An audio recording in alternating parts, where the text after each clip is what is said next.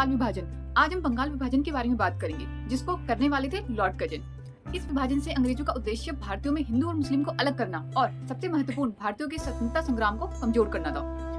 Lord Curzon Bharat में 1899 में viceroy के पद पर आए थे और 1905 तक इस पद पर रहे थे। इस समय भारतीयों के अंदर राष्ट्रवाद जन्म ले रहा था और धीरे धीरे यह राष्ट्रवाद भारत में बढ़ भी रहा था और इस राष्ट्रवाद का मुख्य केंद्र उस टाइम पे बंगाल था।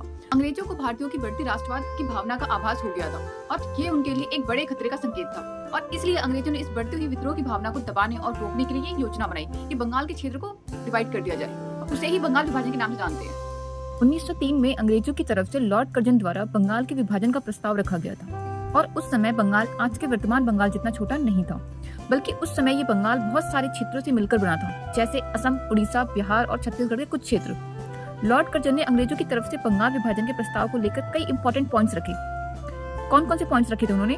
फर्स्ट आपका था कि उस समय बंगाल की जनसंख्या 7.5 करोड़ थी और उस समय यह भारत के 1/4 जनसंख्या के बराबर थी। इसलिए ब्रिटिश सरकार द्वारा इतनी बड़ी आबादी को संभालना थोड़ा कठिन है, इसलिए बंगाल का विभाजन किया जाए।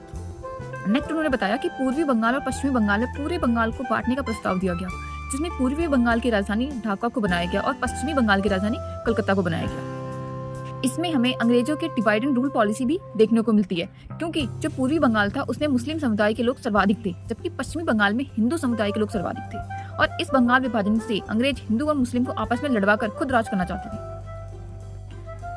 दिसंबर 1903 में जैसे ही भारतीय नेताओं को बंगाल के विभाजन की सूचना मिली, तब पूरे बंगाल में अंग्रेजों के इस प्रस्ताव के खिलाफ विरोध प्रदर्शन शुरू हो गए। बंगाल के प्रभावशाली नेता जैसे कृष्ण कुमार मित्र और सुरेंद्रनाथ बनर्जी द्वारा बहुत प्रभावशाली तरीके से इस प्रस्ताव का विरोध किया गया और इस विरोध को फैलाने के लिए कृष्ण कुमार मित्र और सुरेंद्रनाथ बनर्जी द्वारा उनके अपने समाचार पत्रों जैसे हितबदी और बंगाली से बहुत बड़े प्रेस अभियान यानी बहुत बड़े प्रेस कैंपेन चलाए गए। इन प्रेस अभियानों का उद्देश्य ज्यादा से ज्यादा लोगों तक अंग्रेजों के इस बंगाल विभाजन के प्रस्ताव के परिणामों से भारतीय को अवगत और जागरूक कराना था। इसका